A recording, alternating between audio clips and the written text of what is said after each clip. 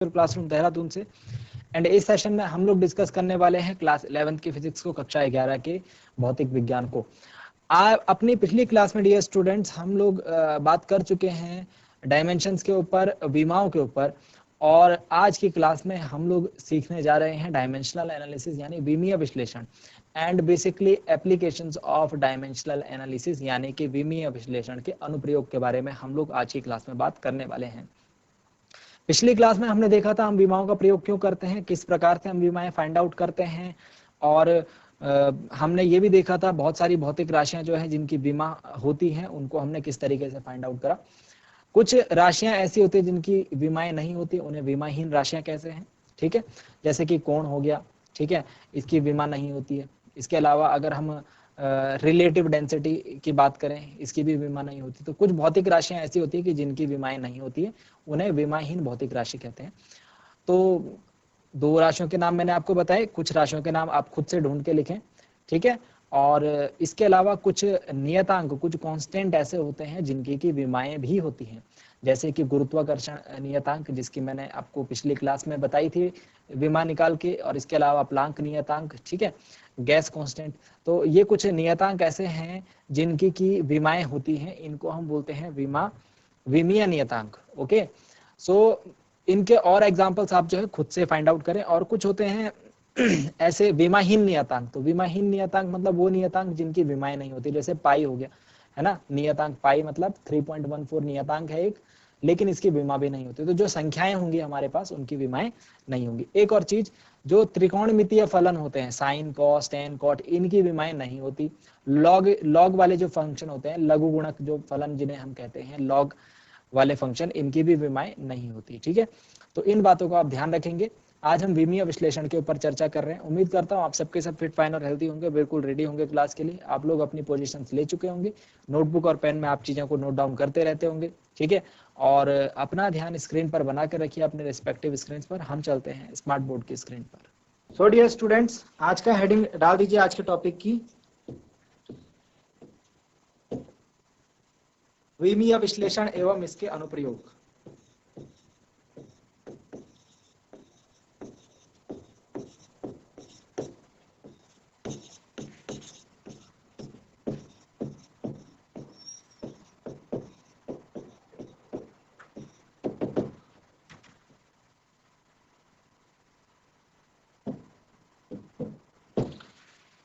Dimensional analysis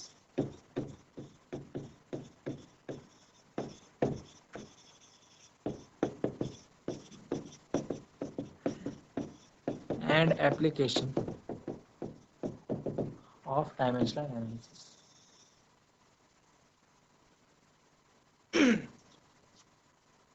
विमीय विश्लेषण में हम लोग काफी तरीके से इसका उपयोग कर सकते हैं अपने। नंबर 1, कहाँ कहाँ हम इनका अनुप्रयोग कर सकते हैं विमीय विश्लेषण के?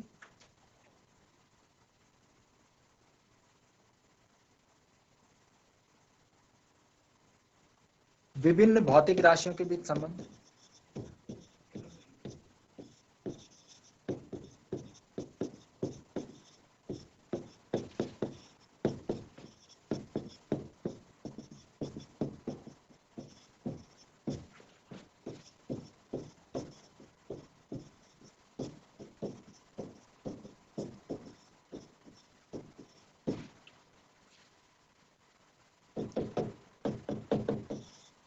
नंबर 2, विभिन्न भौतिक राशियों के बीच संबंध व्यक्त करने में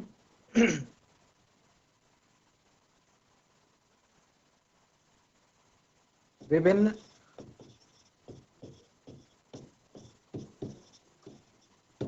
व्यंजकों, व्यंजक मतलब फॉर्मूला, के निगमन में, उनके डेरिवेशन में।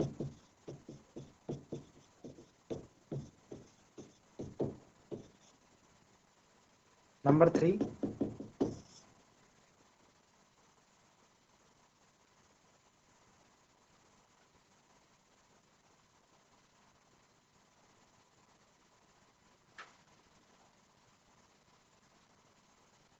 एक पद्धति के मात्रकों को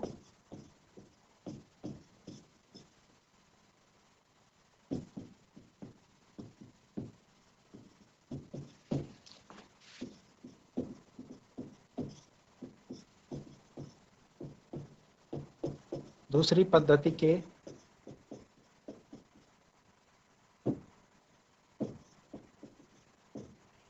मात्रक में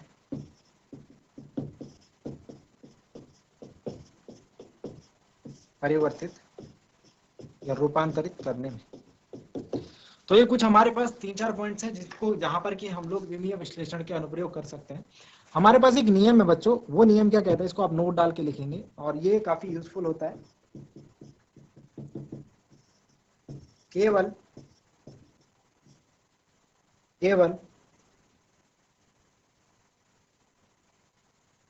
वही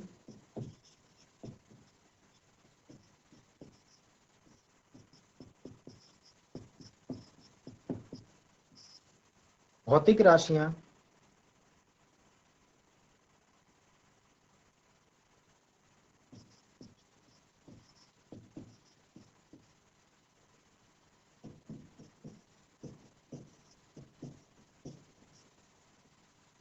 संकलित या व्यवकलित की जा सकती हैं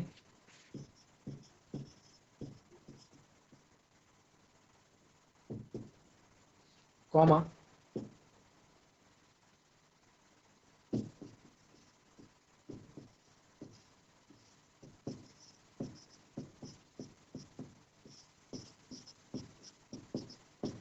जिनकी विमाएं समान है, जिनकी विमाएं समान है।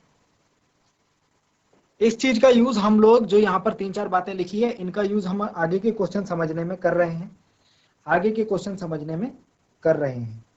ठीक है, एक सिद्धांत है, इसे हम कहते हैं विमाओं की समघातता का सिद्धांत, यानी प्रिंसिपल ऑफ होमोजेनिटी।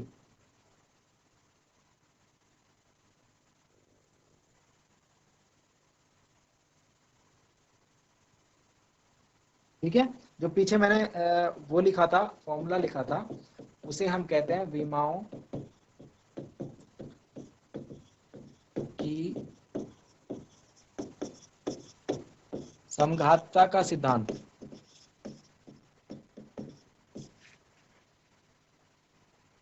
की मदद से, इसकी मदद से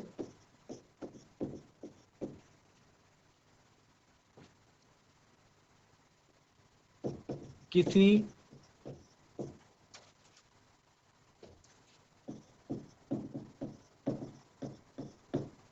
समीकरण की शुद्धता की जांच करना। तो कोई समीकरण आपके पास दी हुई है, आपको ये चेक करना है कि वो समीकरण शुद्ध है या नहीं। फॉर एग्जाम्पल, उदाहरण के रूप में हम बात करेंगे, अब जरा समझना इन बातों को क्योंकि यहाँ से एग्जाम्पल्स आने आ गए हैं और ये क्वेश्चन जो है आपके एग्जाम्स में पूछे जाते हैं अक्सर।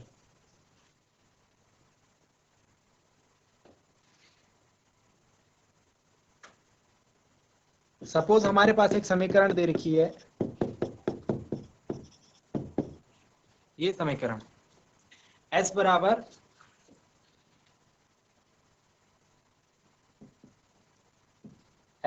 S not plus U T plus half A T square.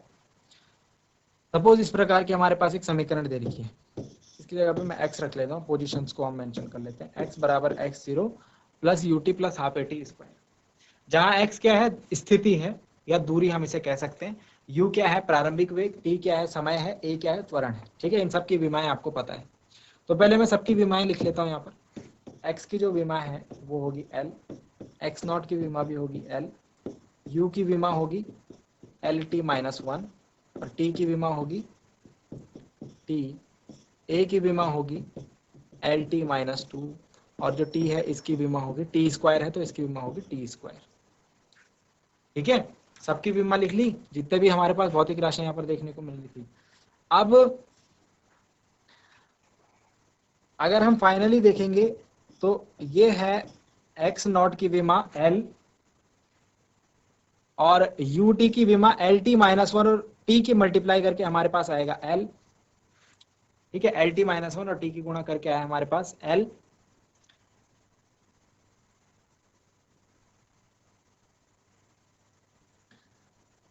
इसके अलावा यहाँ पर देखिए एल टी माइनस टू और टी स्क्वायर आएगा हमारे पास फिर से एल, और इस तरफ की विमा तो एल है। तो आप देख रहे हैं डियर स्टूडेंट्स, सभी पदों की जो विमाएं हैं समान है, सभी पदों की विमाएं समान है। हम इसे कहते हैं विमीय दृष्टि से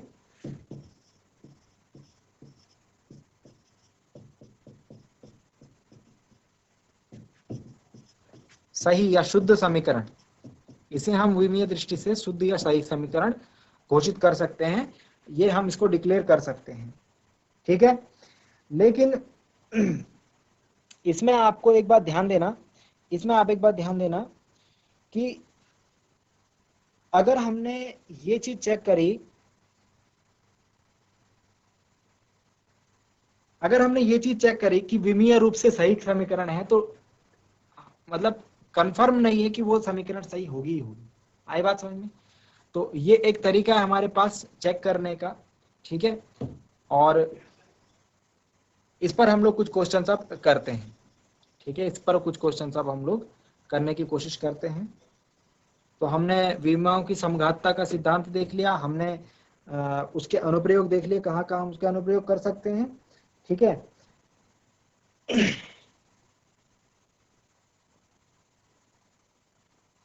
यहाँ पर आप एक और नोट के लिए ध्यान रखेंगे, जो बात मैंने अभी आपको बताई,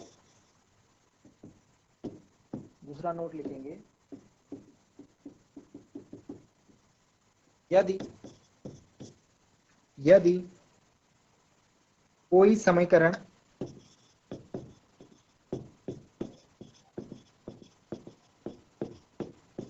संगति परीक्षण में,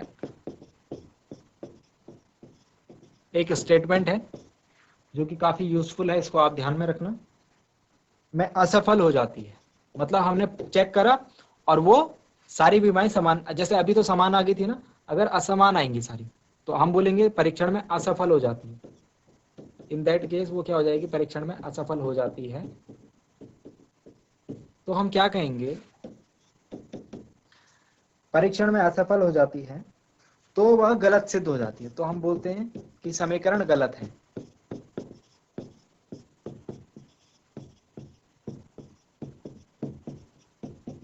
अगर हमने टेस्ट करा और टेस्ट करने के बाद विमीय परीक्षण हमने देखा कि उस पर फिट नहीं बैठ रहा, हो सारी विमाएं समान नहीं आ रही हैं, समघातता के सिद्धांत को फॉलो नहीं कर रहे, तो मतलब वो गलत सिद्ध हो जाती है। लेकिन यहाँ पर ध्यान देने वाली बात यह है, लेकिन यदि वो परीक्षण में सफल हो जाती है,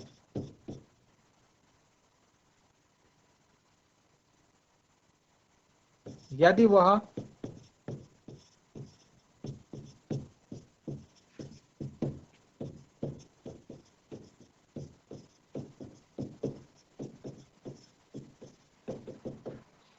परीक्षण में सफल हो जाती है, तो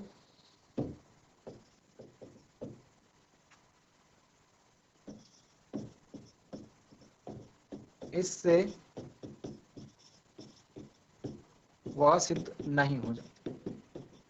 तो इस स्टेटमेंट का क्या मतलब है कि अगर आपने विमीय परीक्षण करा और आपने देखा कि जो समीकरण है वो गलत प्रूफ हो रही है, तो मतलब वो गलत है, वो प्रूफ हो चुकी है कि वो समीकरण गलत है। लेकिन अगर वो सही प्रूफ हो रही है, तो इसका मतलब आप ये नहीं कह सकते कि समीकरण सही है, वो विमीय रूप से सही है।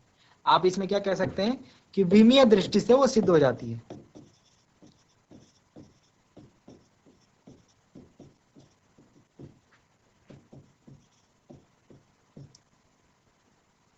उसको हम कह सकते हैं कि वो विमीय रूप से सिद्ध है।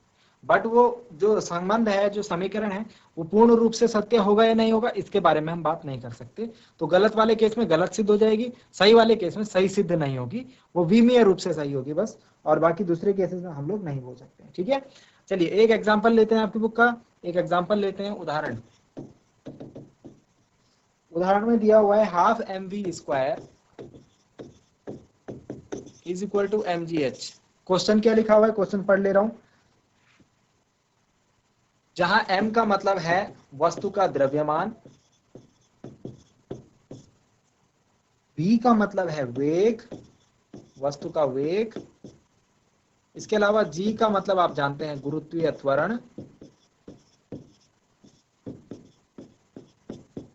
और h का मतलब है ऊंचाई, वस्तु की किसी एक बिंदु से ऊंचाई। ठीक है, जांच कीजिए कि क्या यह समीकरण विमीय दृष्टि से सही है या नहीं। हमारे पास क्वेश्चन है, हमको चेक करना है विमीय दृष्टि से सही है या नहीं। सिर्फ विमीय दृष्टि से बात की गई है। ठीक है, तो विमीय दृष्टि से चेक करते हैं। 1/2 mv² की विमा अगर हम निकालेंगे तो देखिए 1/2 क्या है, नियतांक। मैंने आपको क्या बताया था, जो नियतांक होते हैं, जो संख्याएं होती है, उनकी विमा नहीं होती। तो 1/2 की तो विमा नहीं होगी, तो इसको हम ऐसे ही छोड़ देते हैं। m की क्या विमा होगी, m की विमा होगी कैपिटल M, और v² यानी वेग, वेग की विमा होती है LT-1 का स्क्वायर। अगर मैं इसे चेक करूं तो ये बनेगा ml² T⁻²। ठीक है, दूसरी हैंड साइड में हम लेते हैं mgh को। m की विमा m, g क्या है, गुरुत्वीय त्वरण है, उसकी विमा होगी LT-2, और h क्या है, ऊंचाई, ऊंचाई की विमा होगी l। तो यहां से मुझे समीकरण देखने में मिल रही है ml² T-2।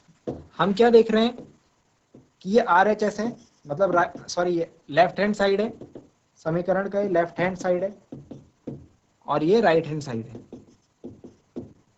हम देख रहे हैं कि LHS = RHS, मतलब दोनों तरफ की विमाएं हमें समान देखने को मिल रही है, ml² T-2, ml² T-2।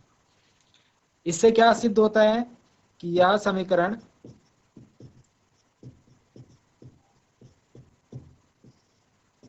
विमीय रूप से सही है।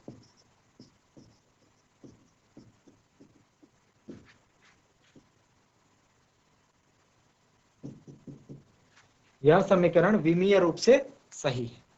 ठीक हो गया।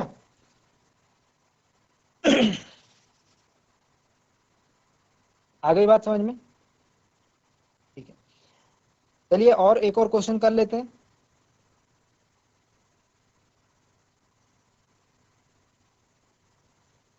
एक और क्वेश्चन कर लेते हैं, हमारे पास एक और क्वेश्चन है आपकी बुक में। गतिज ऊर्जा के लिए हमारे पास जो सूत्र है,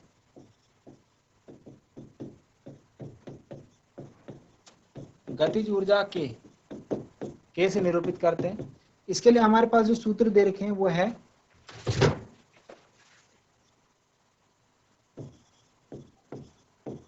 m²v³ k = ½ mv², k = ma 3/16 m v² ½ mv² plus ma। हमसे पूछा जा रहा है कि विमीय दृष्टि से गलत समीकरण कौन सी है। नंबर दे देते हैं इसको, 1, 2, 3, 4 और 5।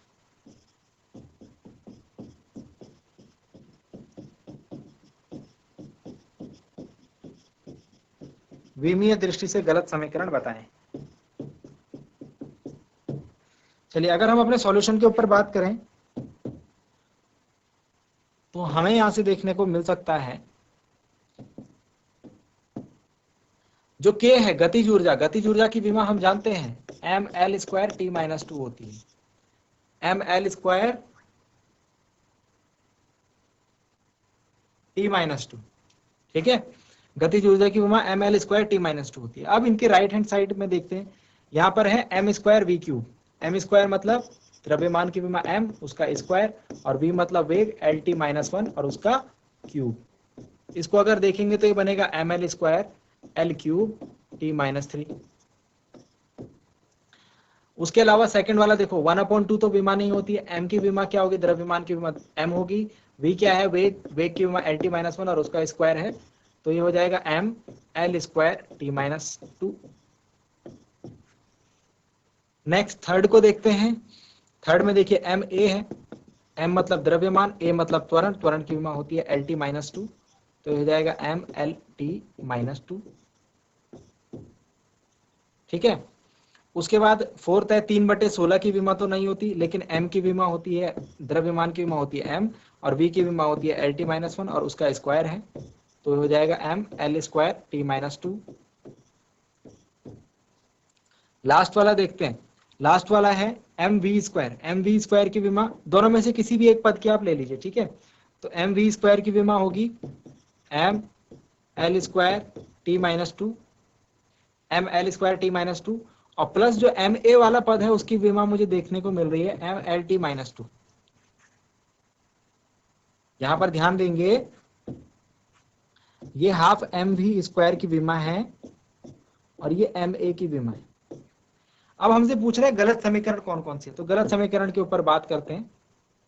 गलत समीकरण के ऊपर बात करते हैं। सबसे पहले समीकरण तो पूरी गलत है, क्यों? क्योंकि विमा आनी चाहिए M L square T minus two, गलत। ये वाली समीकरण सही है, हाफ एम वी स्क्वायर, ठीक है। ये भी गलत है क्योंकि M L square T minus two आना चाहिए। ये समीकरण सही है, M L square T minus two. और ये समीकरण तो पूरी तरीके से गलत है क्योंकि दो पद हैं इसमें और दोनों पदों की जो विमाएं हैं वो आपस में ही बराबर नहीं आ रही।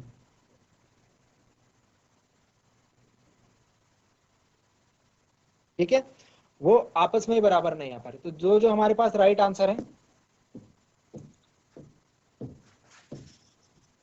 राइट आंसर मतलब सही उत्तर, वो है दूसरे नंबर का k is equal to 1/2 M V square और चौथे नंबर का k is equal to 3/16 M V square. गतिज ऊर्जा के लिए कोई एक ही सूत्र सही होगा, दोनों में से कोई एक ही सूत्र सही होगा। तो हमारा जो सही सूत्र है वो ये वाला है, गतिज ऊर्जा को एकदम सही रूप से परिभाषित करता है 1/2 एम वी स्क्वायर। तो ध्यान रखिए कि जो संख्या है, जो नियतांक है, उसके बारे में जानकारी हमको विमीय परिभाषा में नहीं मिल पाती, ठीक है। बस हम विमीय रूप से चेक कर सकते हैं वो सही है या नहीं। अगर सही है तो उसकी सिद्धता हम ये चीज नहीं प्रूफ कर सकते कि वो सही समीकरण ही है। सो आई होप डियर स्टूडेंट्स, आज की क्लास में आपको कुछ नया सीखने को मिला होगा। जो बातें बताई गई आपने नोट डाउन करी होगी, घर से एक बार जरूर रिवाइज करके लाएंगे और आज की क्लास में आपने एंजॉय किया होगा। अगली क्लास में मिलते हैं, इसी टॉपिक को कंटिन्यू करेंगे। अगली क्लास में मिलेंगे एक नए और इंटरेस्टिंग टॉपिक के साथ। क्लास से जुड़ने के लिए आप सभी का बहुत बहुत धन्यवाद। Thank you very much and have a nice day.